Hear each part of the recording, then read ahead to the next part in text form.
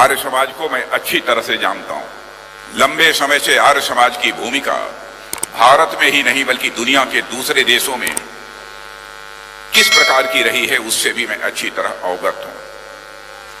यही कारण है ना कि हमारे देश के ऋषियों और मनीषियों ने, दुनिया के किसी दूसरे देश के ऋषियों और मनीषियों ने नहीं, केवल भारत देश के ऋषियों और मनीषियों ने केवल भारत की सीमा में रहने वाले लोगों के ही कल्याण की कामना नहीं की, केवल उन्हीं को अपने परिवार का सदस्य नहीं माना, बल्कि पूरे विश्व की धरा पर रहने वाले लोगों को अपने परिवार का सदस्य मानते हुए वसुधैव कुटुंबकम का बुद्धघोष यदि दुनिया में कहीं किसी धरती से हुआ है तो बहनों और भाइयों हमारे और आपके देश की धरती से हुआ है।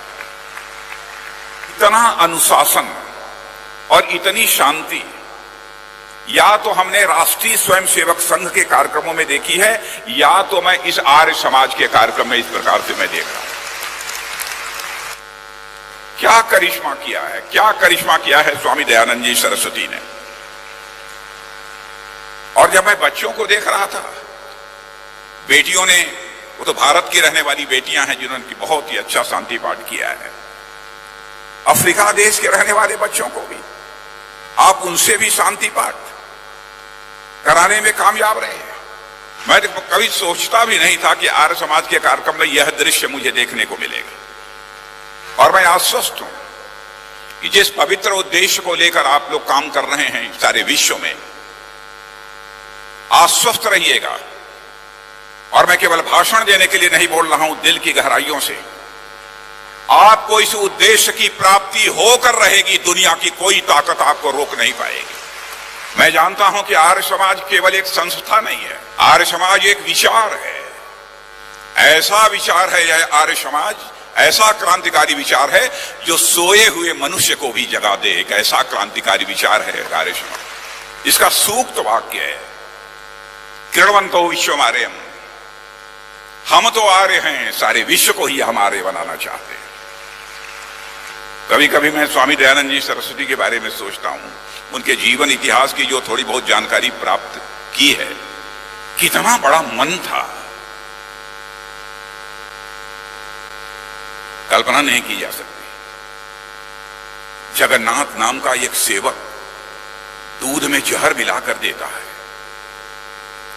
जब उनको लगता है दूध पीने के बाद कि अब तो मैं नहीं रहूंगा, मैं तो जा रहा हूं, लेकिन अपनी चिंता नहीं थी, चिंता थी अपने जगन्नाथ की चिंता थी कि कहीं मैं नहीं रहा, कहीं लोग इसे मार न डालें।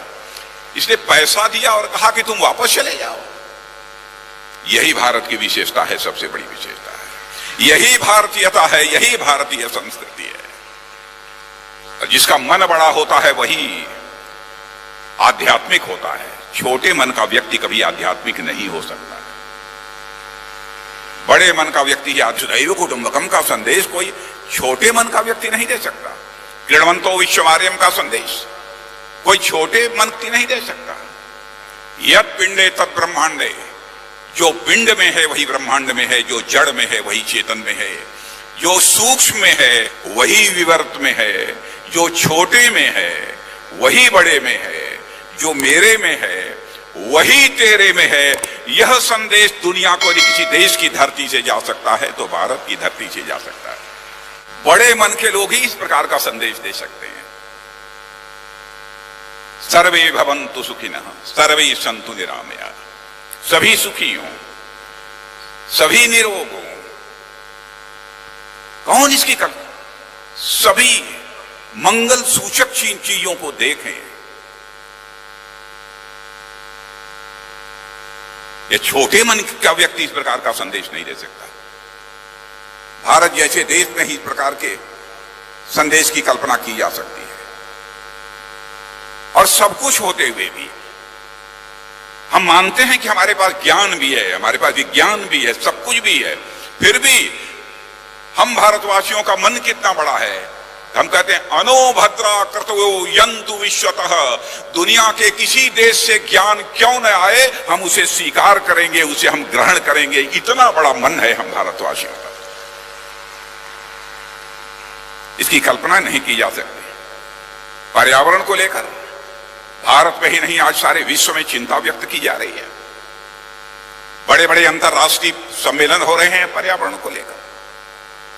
स्वामी दयानंद जी सरस्वती ने इतने दूरदृष्टा थे, देख लिया था कि भविष्य में इस मानव समाज के लिए क्या कल्याणकारी है और क्या अकल्याणकारी है, क्या होने जा रहा था। यज्ञ हवन का सिलसिला प्रारंभ किया, पर्यावरण के शुद्धिकरण के लिए, लोगों के शुद्धिकरण के लिए प्रारंभ किया। कई महत्वपूर्ण कार्य इस संस्था ने किए। अब जितने भी शिक्षण संस्थाएं चल रही हैं देश में, विनय जी ने बताया कि लगभग 6000 से अधिक शिक्षण संस्थाएं चल रही हैं। मैं तो यह समझ रहा था कि शायद शिक्षण संस्थाओं की संख्या कम हो गई हो।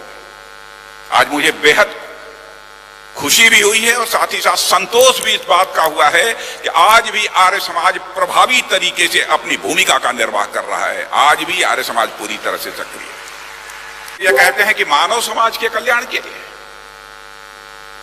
शायद वो स्वामी दयानंद जी सरस्वती को अच्छी तरह नहीं जानते हैं। स्वामी दयानंद जी सरस्वती ने केवल मानव समाज के कल्याण के लिए काम नहीं किया है, बल्कि उन्होंने मानवेतर प्राणियों के कल्याण के लिए भी काम करने वाले हमारे महर्षि दयानंद जी सरस्वती हैं। नहीं तो यत पिंडे तत् ब्रह्मांडे का संदेश सारे विश्व को क्यों नहीं आते।